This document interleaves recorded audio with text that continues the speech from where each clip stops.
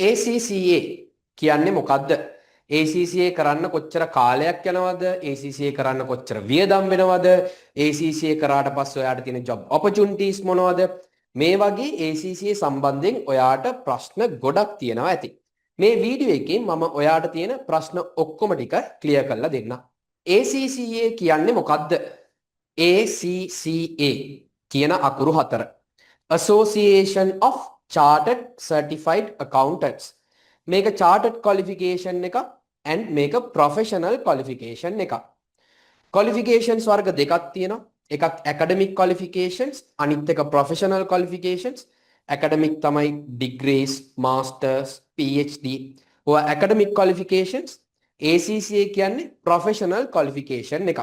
ඒ කියන්නේ ඔයා accounting, finance, business, audit, tax ඔන්න ඔය වගේ profession එකකට යනවා නම් ඒකට useful වෙන qualification එකක් තමයි ACCA කියන්නේ. ACCA countries කීයක විතර recognized? ACCA කියන්නේ global qualification එකක්. ඒක countries 180කට වඩා recognize. ඒ කියන්නේ ඔයා ACCA ඉවර කරාට පස්සේ ඔයාට global passport එකක් තියනවා වගේ. ඒ කියන්නේ countries 180කට වඩා දන්නවා ඔයා ඇවිල්ලා internationally recognized more than 180 countries recognized professional qualification එකක් ඉවර කරපු පුද්ගලයෙක් විදියට ඔයාව හඳුන ගන්නවා. ACCA stages කීයක් තියෙනවද? දැනට තියෙන structure එකට අනුව ACCA ගේ stages 3ක් තියෙනවා.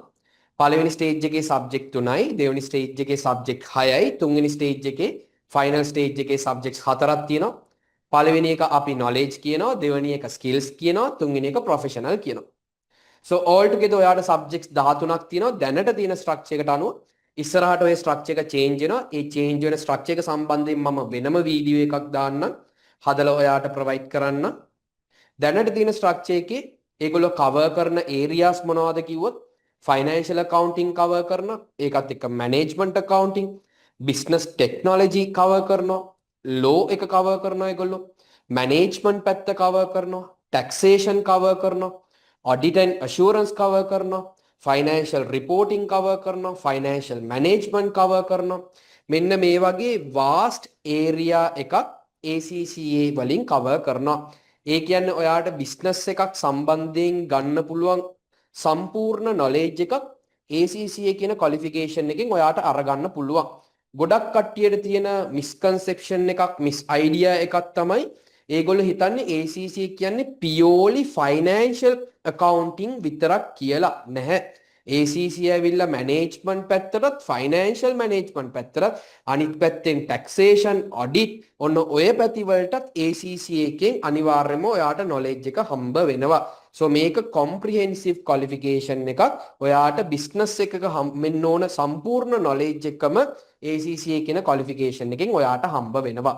ACCA කරන්න කොච්චර කාලයක් යනවද? සාමාන්‍යයෙන් ගත්තොත් ACCA පළවෙනි ස්ටේජ් එක මාස 6ක් වගේ, දෙවෙනි ස්ටේජ් එක අවුරුද්දක් වගේ, තුන්වෙනි ස්ටේජ් එක මාස 6ක් අවුරුද්දක් ඇතුළත යනවා. දල වශයෙන් මම නම් කියන්නේ ගොඩාක් ළමයි මගින් ඉගෙනගත්ත ගොඩාක් ළමයි ඒගොල්ලෝ ඉවර කළා තියෙන්නේ ACCA අවුරුදු දෙකමාර තුනමාර ඇතුළත කියන පීරියඩ් එකේ තමයි ඒගොල්ලෝ ඉවර කළා තියෙන්නේ. majority එකක් විදියට ගත්තොත් ඒගොල්ලෝ අවුරුදු 3ක් විතර ගන්නවා approximately ACCA ඉවර කරන්න. ACCA කරන කට්ටියට කොහොමද job market එක? job opportunity සම්බන්ධයෙන් මම ඔයාලට rough idea එකක් දෙන්නම්. අනිවාර්යෙන් accounting පැත්තට යන්න පුළුවන්. financial accounting, management accounting, or financial accountant, management accountant, accountant කියන job එකට. නැත්නම් ඇවිල්ලා financial management කියන position එකට. financial analyst එහා පැත්තෙන් ඔයාට tax පැත්තට යන්න පුළුවන්, audit පැත්තට යන්න පුළුවන්. ඔයාට corporate law පැත්තට යන්න පුළුවන්. corporate law කෙනෙක් එහෙම වෙනවා නම් ඒකට supporting qualification එකක් විදිහට මේක පාවිච්චි කරන්න පුළුවන්. ඒ කියන්නේ අර business එකක් සම්බන්ධයෙන් knowledge එකක් අවශ්‍ය කියලා requirement එකක් තියෙන හැම job එකකටම වගේ ඔයාට apply කරන්න පුළුවන්. ඒ වුණාට මේක ඊටත් වැඩිය ගොඩාක් vast area එකක් තියෙන qualification එකක් හින්දා මම ඔයාට suggest කරනවා මේ session එක ඉවරුණාට පස්සේ ඔයා ගිහිල්ලා Gemini එකේ හරි නැත්නම් ChatGPT එකේ හරි නිකන් ගහලා බලන්න, type කරලා බලන්න. What are the job opportunities available for ACCA member කියලා.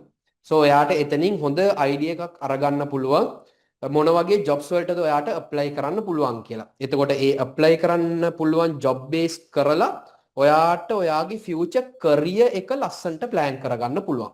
අනිවාර්යෙන්ම ඔයා ජොබ් එකක් නැත්නම් කරියර් එකක් සිලෙක්ට් කරන්න කලින් ඒ වගේ self research එකක් කරලා බලන්න. එතකොට තමයි ඔයාට හොඳ අයිඩියා එකක් අන්ඩර්ස්ටෑන්ඩින් එකක් එන්නේ ඔයාගේ ෆියුචර් කරියර් එක ඔයා මොන වගේද හදා ගන්න ඕන කියලා. ACCA වල එක්සෑම්ස් කොහොමද තියෙන්නේ?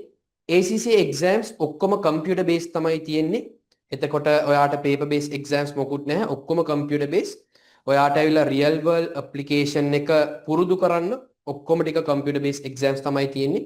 and ACCA කියන්නේ ප්‍රොෆෙෂනල් ක්වොලිෆිකේෂන් එකක් හින්දා ඔයාට ඇවිල්ලා එක්සෑම් බයි එක්සෑම් ඉවර කරන්න පුළුවන්. ස්ටේජ් බයි ස්ටේජ් ඉවර කරන්න ඕනේ කියලා නැහැ. ඔයා ගත්තොත් දැන් ACCA මං කියවනේ සබ්ජෙක්ට්ස් 13ක් තියෙනවා කියලා. පළවෙනි එක්සෑම් එකට ඉගෙන ගත්තා. ඒක ක්ලියර් කරලා දැම්මා. දෙවෙනි එක්සෑම් එකට ඉගෙන ගත්තා. ක්ලියර් කරලා දැම්මා. තුන්වෙනි එක්සෑම් එකට ඉගෙන ගත්තා. ක්ලියර් කරලා දැම්මා. ඔය වගේ ඔයාට ලස්සන්ට ඔයාගේ එක්සෑම්ස් 13ම පිළිවෙලකට ඔයාට 1 by 1 ක්ලියර් කරන්න පුළුවන් ඔප්ෂන් එකක් තියෙනවා. මොකද මේක ප්‍රොෆෙෂනල් ක්වොලිෆිකේෂන් එකක් හින්දා ඔයා අර සබ්ජෙක්ට්ස් ඔක්කොම එකපාර කරන්න ඕනේ කියලා නැහැ. එකින් එක ඔයාට එක්සෑම්ස් ක්ලියර් කරන්න පුළුවන්. ACCA කරන්න entry requirement එක මොකක්ද? ACCA පටන් ගන්න එහෙම specific entry requirement එකක් නැහැ. but මම නම් suggest කරන්නේ minimum ඔයා O level හරි ඉවර කරලා තියෙන්න ඕනේ ACCA පටන් ගන්නවා නම් ඔයාට ACCA qualification එක හරියට කරගෙන යන්න. ACCA වලට subject release තියනවද? ඒ කියන්නේ exemptions තියනවද? subject release exemptions තියනවා. O level A level කරපු කට්ටියට subject release නැහැ. ඒගොල්ලෝ ඇවිල්ලා මුලින්දම්ම කරගෙන යන්න ඕනේ. ඔයා කොමර්ස් කරලා තිබ්බත් වැඩක් නැහැ. ඔයාට සබ්ජෙක්ට් රිලීස් නැහැ. ඔයා මුලින්දම්ම කරගෙන යන්න ඕනේ. ඔයා AAT නැත්තම් certain degrees එහෙම තියෙනවා. ඔයාට exemptions ගන්න පුළුවන්. සබ්ජෙක්ට් රිලීස් කරගන්න පුළුවන්. AAT වලට certain subject release එහෙම තියෙනවා. certain degrees වලට සමහර subject release වෙනවා. exempt වෙනවා. ඔයාට ඒක check කරගන්න පුළුවන්. පල්ලෙහා description එකේ මම link එකක් දාන්නම් ACCA exemption calculator කියලා. ඒක ගිහිල්ලා ඔයාගේ ඩිග්‍රී එකට අදාළ නැත්නම් ක්වොලිෆිකේෂන් එකට අදාළ සියලුම ඩීටේල්ස් ෆිල් කරලා ඔයාට exemptions වල rough estimation එකක් අරගන්න පුළුවන්. බේස් අයිඩියා එකක් විතර දෙනවා නම් O level A level A levels commerce කරලා තිබ්බත් වැඩක් නැහැ. ඔයාට exemptions හම්බෙන්නේ නැහැ.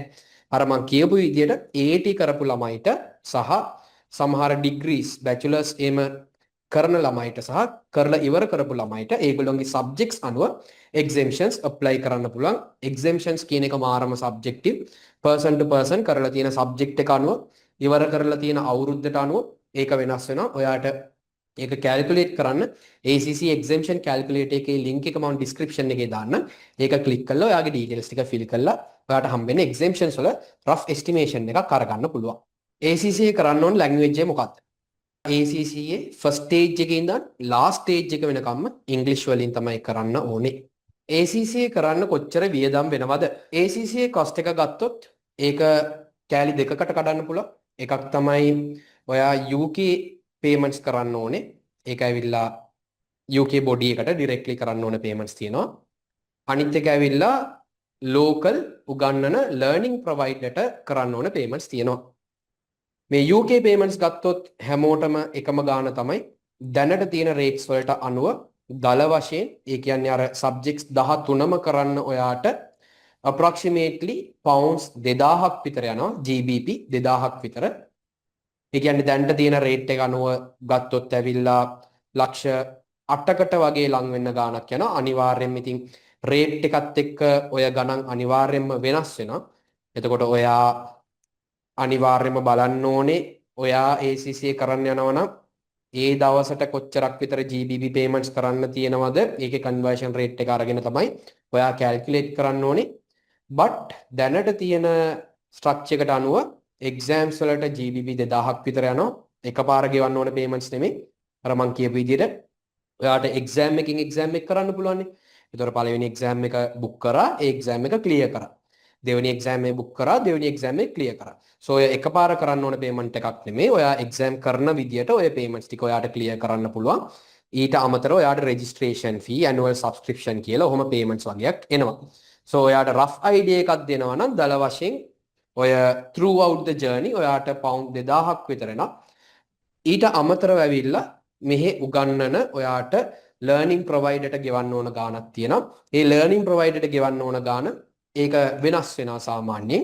ඕක ඇවිල්ලා සමහර වෙලාවට ලක්ෂ 2 3 අතර වගේ ගාණක් තමයි මෙහි උගන්වන learning provider ට ඔයාට ගෙවන්න වෙන්නේ. ඒකත් ඇවිල්ලා එකපාර ගෙවන්න ඕන payments නෙමෙයි. අර මම කියපු විදිහට ඔයා කරන subjects අනුව තමයි ඔය payments ඔයාට කරන්න වෙන්නේ. එතකොට totally ගත්තොත් දැන්ට තියෙන structure එකට අනුව අනිවාර්යයෙන්ම ඔයාට 1 million 1.1 million විතර cost එකක් ඔයා ඉන්ක කරන්න ඕනේ ACCA කරනවා නම්. මම හිතනවා ඔයාට ACCA සම්බන්ධයෙන් තිබ්බ ගොඩාක් ප්‍රශ්න ක්ලියර් වුණා කියලා. ඔයාට තව මොන හරි ප්‍රශ්න තියෙනවා නම් නැත්තම් ඔයාට ACCA කරන්න scholarships එහෙම apply කරන්න ඕන නම් අර මං කිව්වේ learning provider ට ගෙවන්න ඕන ගාණක් තියෙනවා කියලා. ඒකට ඔයාට scholarship apply කරන්න පුළුවන්. ඔයාට තව ප්‍රශ්න තියෙනවා නම් ක්ලියර් කරගන්න. නැත්තම් ඔයාට scholarships මොන හරි apply කරන්න ඕන නම් description එක check කරන්න. ඒකේ link එකක් තියෙනවා. ඒ link එකේ ඔයාගේ details ටික fill කරන්න. fill කරාට පස්සේ ඒක ඇවිල්ලා learning provider ට ඒ notification එක යනවා. ඔයාගේ contact number එකට ඒගොල්ලෝ details ඔක්කොම ටික WhatsApp වලින්ම යවයි. ඔයාගේ යාළුවෝ එහෙම ඉන්නවා නම් ACCA කරන්න හිතාගෙන ඉන්න කට්ටිය ACCA සම්බන්ධයෙන් දැනුමක් ලබා ගන්න ඕන කියලා හිතන කට්ටිය ඒගොල්ලොන්ට මේ වීඩියෝ එක ෂෙයා කරන්න. ඒගොල්ලොන්ට ACCA සම්බන්ධයෙන් අවශ්‍ය කියන තොරතුරු ටික ලබා ගන්න පුළුවන්.